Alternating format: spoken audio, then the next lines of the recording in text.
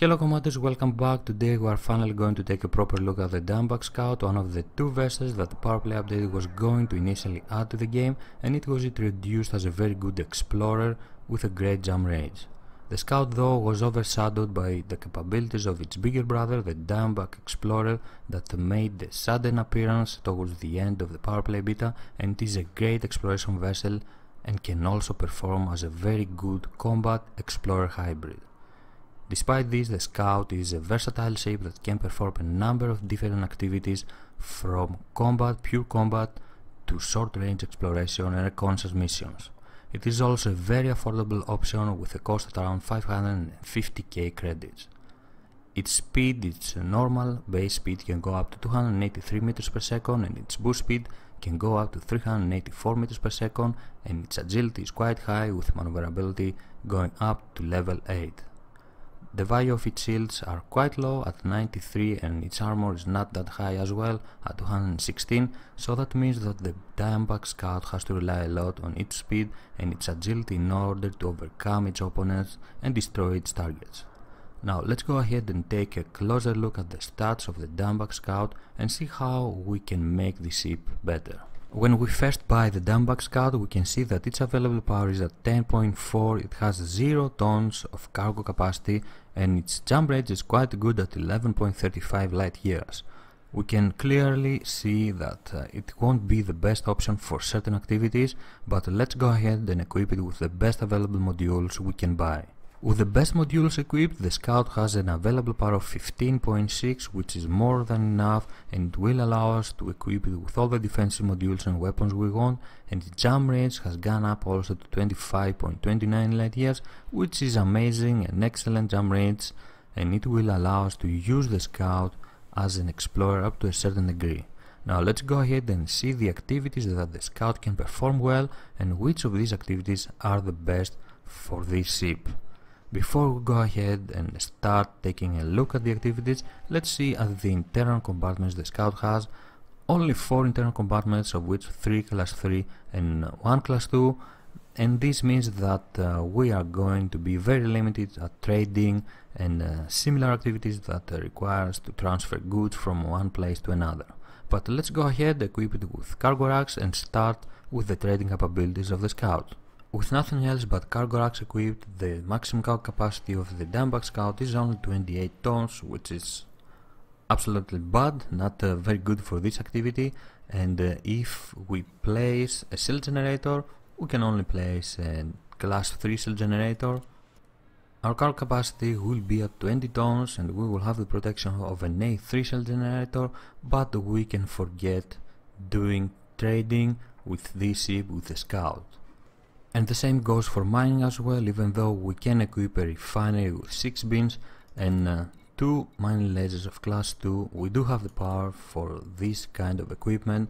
We don't have enough room to add more modules for mining, such as collector limbets or prospector limbets, and of course we won't have a lot of space available to gather minerals. Only 16 tons of cargo capacity if we want to go out for mining like this, even if we leave behind some drones and we don't take them with us. Very bad option for mining as well. We could of course downgrade pretty much every module of our Scout and try to turn the ship into a nice rare goods trader. This would allow us to achieve a very nice jump range, a latent jump range of 25.22 light years, which is very good for rare goods trading, but the maximum cargo capacity will be still very low, only 20 tons, 28 if we remove the shield generator. That's not very good, and it won't allow us to make a profit to justify using the Scout as a rare goods trader. So far we have seen that the Scout is not the best option for trading, rare goods trading and mining. Let's go ahead and take a look at its exploration capabilities. After all, it was introduced as a very good explorer, and let's see if that's the case indeed. With everything downgraded again, except the frame C drive of course, we see that we can achieve a very good jump range of 27.54 light years, which is absolutely good, very good for exploration purposes. It's not the best in the game, but it is very good for exploration. The real problem with the Scout is that it doesn't have enough space to equip all the necessary modules for exploration. And sure, we can take an advanced discovery scanner, a detailed surface scanner, we can equip it with a shield generator, and of course add the fuel scoop, but there is no other room to equip something else, such as the autofield maintenance unit, or if you want to take some protection on shield cell banks, that's not going to be possible. If you want to add an autofield maintenance unit, you will have to leave behind the shield generator, because everything else is pretty much essential for exploration. As it is, I have nothing equipped on the utility mounts, so let's go ahead and add a couple of hits and launchers and see how will that affect our jump range. With 2 hits and launchers, our jump range goes down to 27.2, which is still good, and if we add 2 more, it will go down to 26.87 light years. Not bad at all, it's not bad for exploration, it could be used as an exploration vessel. The only real problem is the lack of internal compartments and the fact that there are other ships that can jump farther away. Now, if you want to add some weapons for some extra protection, let's go ahead and add some class 1 pulse lasers and see how that will affect our jump range. With 4 gimbal class 1 pulse lasers, our jump range is at 25.91 light years, still decent. We can take the Scout out for some exploration, we could use it. If you don't mind lacking an autofield maintenance unit, then you can take it out there for some short range exploration. You can even go a bit further away, you won't have any real problem. But of course, have in mind that there are other ships that can jump further away, and they can do this activity very good, much better than the Scout. Now, we have seen that it is not the best option at trading, every kind of trading, exploration, and of course mining. But that doesn't mean that the Scout is a useless ship. There are certain activities that it can perform well even with its low cargo capacity. And let's go ahead and take a look at these activities. Because of its decent jump range, laden and unladen, the Diamondback Scout could be used for powerplay activities. So if you are participating in powerplay and want a ship that can transport powerplay commodities from one station to another, but can also defend itself, we can equip it. Because of its very good available power, we can equip it with weapons and a lot of defensive modules and still have 20 tons of cargo capacity. You can use it for this activity. There are better options of course, but if you want to use the Scout, which is a very good combat ship, then you can do it. Another good activity to use the Diamondback Scout is smuggling, and to be more specific, smuggling missions. Although the cargo capacity is not that big on 20 tons, it is enough to accept and complete smuggling missions that ask you to deliver illegal goods from one station to another. Usually these missions have a lot of profit and they are very easy to complete them, and the Scout is fast enough to get inside the stations without getting scanned by the security forces around the area of the station. It is faster than a Cobra at normal speed. It's not faster at boost speed though, but it is fast enough to get inside the stations unnoticed, and because its heat signature is lower than the Cobra, and it doesn't generate heat as fast as the Cobra, it can stay longer in silent running mode if that's the way you prefer to do smuggling. So we have seen pretty much every activity in the game. We have seen that the Diamondback Scout is not the best option at these activities. There are of course some activities that can perform well, but there are other ships that can perform these activities better. So let's go ahead and take a look at combat. We're gonna give it a nice combat loadout and then we're gonna take it outside and see how fast we can kill targets. The biggest advantage of the Diamondback Scout in combat is the placement of the hardpoints. You can see that they are placed in an excellent position. They are very easily equipped with 4 fixed weapons and fire at your targets with all 4 of them at the same time. This gives us a lot of opportunities.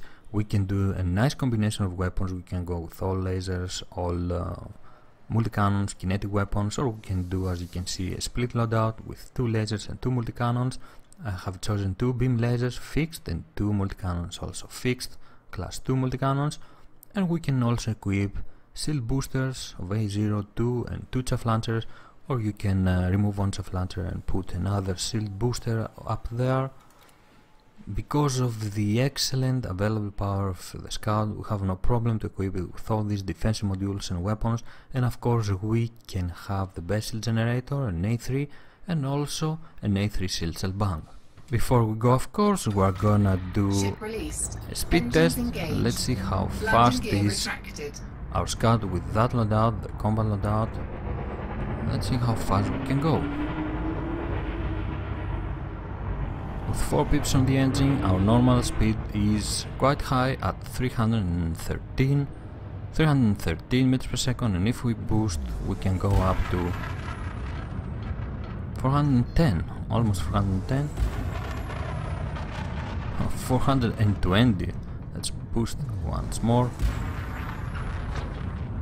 Yep, 420 boost speed, which is absolutely amazing. Now let's get out of here. Let's go after this Python. NPCs have already started shooting at it. We won't have any problem. Stay behind it. He is quite distracted with the rest that are shooting at him. Our maneuverability is quite good. It reminds me a bit of the Vulture.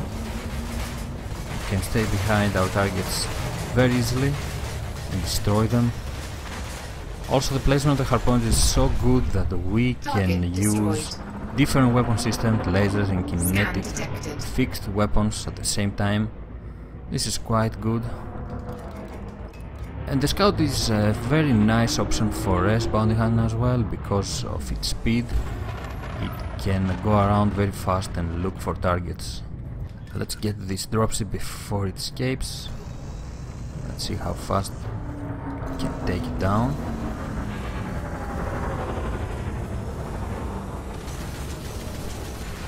Target shields offline.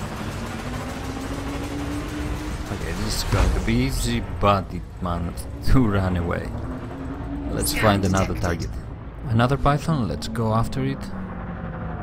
And take revenge for the dropship that escaped. Okay, let's do it.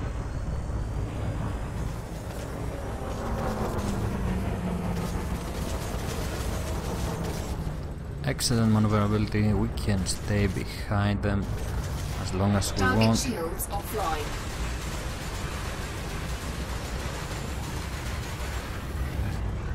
It's like we are flying a mini Vulture.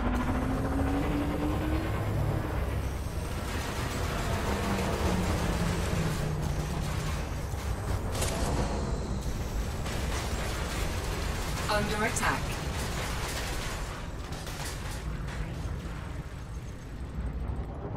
Okay, let's kill it.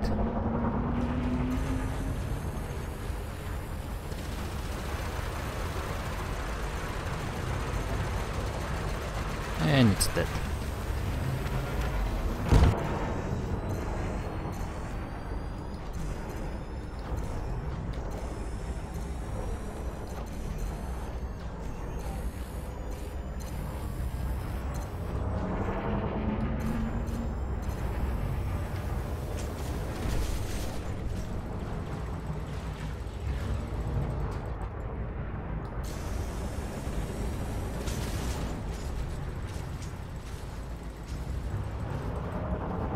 Target shields offline.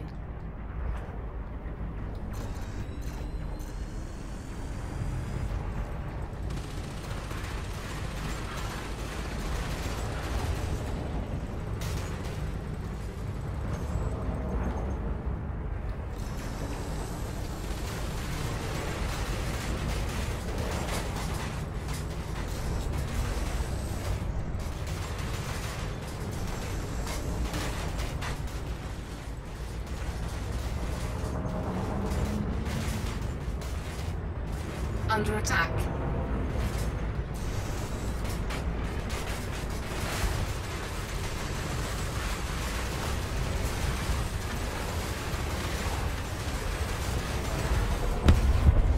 Very good against smaller and bigger targets. It's a very versatile combat ship. You can go after pretty much everything and destroy it with ease. Although the Scout is very good at combat, we can say the same for Parasin. The reason for this is, for one more time, the lack of internal compartments. We can equip a hatch brake and limit, a frame shift drive interdictor and a cargo scanner, but our cargo capacity will be at 8 tons only, and that means that we are not gonna make any real profit out of this activity. Also, as you can see, we cannot even equip a shield cell bank. So it would be best to find another ship to perform this activity. In general, it is a very nice option for combat, and everything that has to do with combat, you can use it for power play activities, you can use it for smuggling missions, and of course for res bounty hunting. It is a very fast ship and it can travel quite fast around the res, the resource extraction sites, find targets and destroy them with ease. Its superior agility is what makes this ship an excellent choice for combat. It can take down bigger and smaller ships without any real problem, and of course in that helps the perfect placement of the hardpoints. For other activities that have to do more with trading and delivering goods from one station to another, you should try and find another ship, another option. This was the Diamondback Scout. Thank you very much for joining me watching this video. I'm Squid of Love, fly safe commanders, and I will see you next time. Bye bye.